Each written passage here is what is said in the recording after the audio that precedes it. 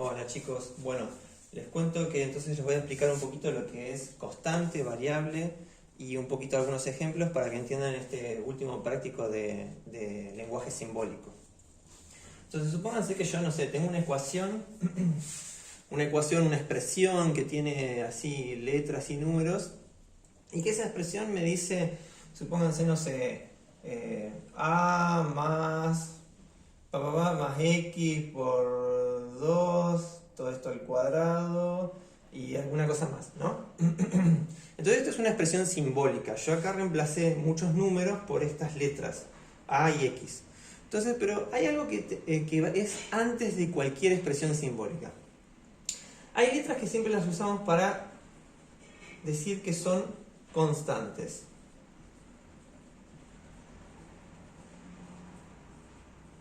Y hay otras letras que generalmente las elegimos para llamarlas variables. Entonces, ¿qué pasa, chicos? Las letras que son constantes, imagínense que esto es una ecuación, ponerle que yo tengo que usar, no sé, que usa alguien para poner una estación meteorológica. Entonces la estación meteorológica es una torre con unos aparatos que miden el viento, miden la humedad, esto y lo otro. Entonces supónganse que yo quiero decir que esta es una constante. ¿Por qué? Porque de repente este valor, toda esta fórmula es la altura de la torre. Y resulta que entonces en esa fórmula de la altura de la torre, este valor es el nivel del mar.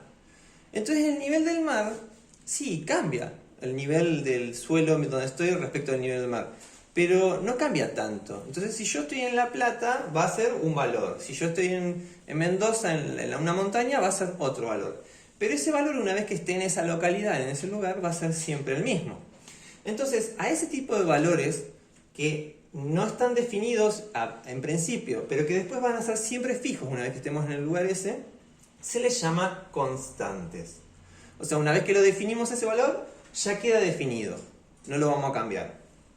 Mientras que hay otros parámetros, otras cosas, otros valores, que de repente pueden tener que ver con, supónganse, si es la estación meteorológica, cómo sopla el viento, o cuánto de sol da, o en qué dirección viene la luz del sol y el viento. Entonces, esos valores que van a afectarme a este proyecto, van a variar de acuerdo así el lugar exacto donde yo voy a poner esa torre. Entonces esos valores pueden cambiar mucho y esos valores pueden ser entonces variables.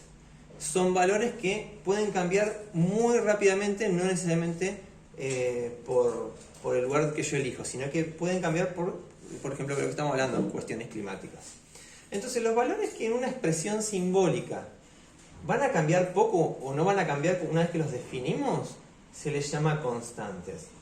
Y los valores que pueden cambiar así sin previo aviso o que tenemos que estimarlos son las variables. Eso es a principio, ¿no? Es lo primero que tenemos que ver. Bueno, entonces una vez que entendimos esa cuestión de variables y constantes, vamos a ver lo siguiente. Resulta que vamos a ver cómo tratar esto del lenguaje simbólico. Supóngase que yo digo que tengo un número. Y ese número, como en el práctico, le digo n. N de número, ¿no? Lo llamo n. Entonces yo, ese número a priori no sé qué número es, pero yo sé que es un número, un solo número.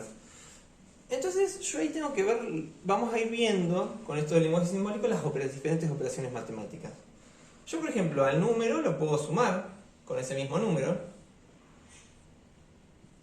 Y si supónganse, yo lo sumo 3 veces, yo voy a tener n más n más n, va a ser lo mismo que decir 3 veces n, que es la definición de la multiplicación. Si yo sumo un número muchas veces, es lo mismo que decir la cantidad de veces que tengo ese número por el número, ¿verdad?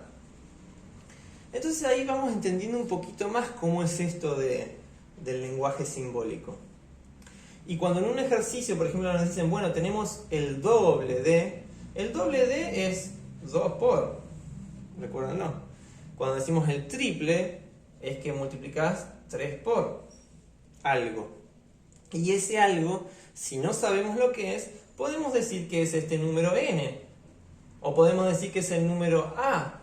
Y obviamente nosotros después tenemos que decir, bueno, que n, por ejemplo, pertenece a los números enteros, por ejemplo.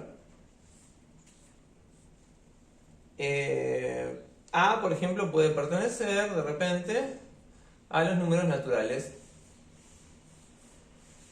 Entonces, así uno dice una condición para estos números. Y supónganse que, bueno, también nosotros lo que podemos hacer es decir que tenemos la mitad de algo. Bueno, la mitad de algo se escribe como que es un número y una de dos. O lo escribimos así, dividido 2. O también lo podemos escribir así, en forma como se hacían las fracciones, dividido 2. Porque esto es algo dividido 2 también. Esto es la mitad de. Cuando nosotros decimos tenemos un tercio de una tercera parte, cuando nosotros decimos tercera parte,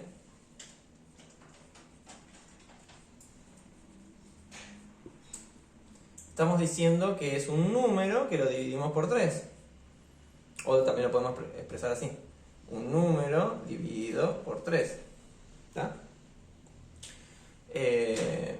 Bien. Así que bueno, ahí tenemos un poquito esas cosas como para ir dándonos cuenta cómo encarar estos ejercicios.